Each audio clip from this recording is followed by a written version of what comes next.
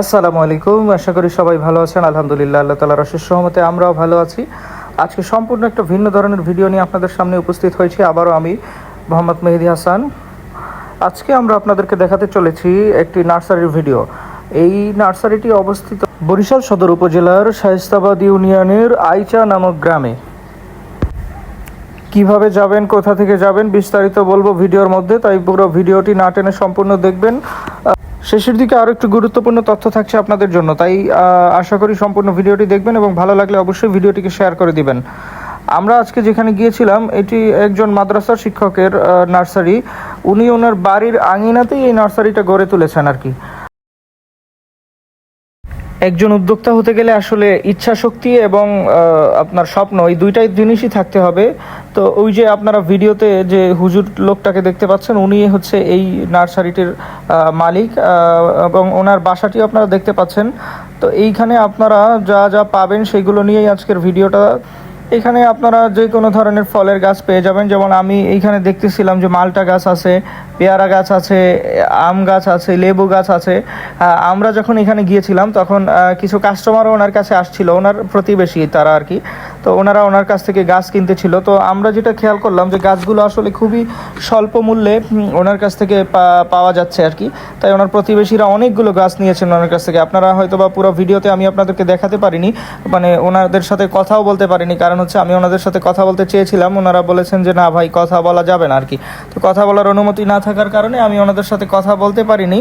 কিন্তু নার্সারির যিনি মালিক উনিও একটু কথা বলতে দ্বিধাবোধ করতেছিল, সংকোচ বোধ করতেছিল। এটার কারণ হচ্ছে উনি আমাদেরকে কারণটা জানিয়েছেন যে ভাই আমি নার্সারিটা তো বেশি দিন হয়নি যে শুরু করেছি, তাই কথা বলতে একটু সংকোচ বোধ হচ্ছে আর কি।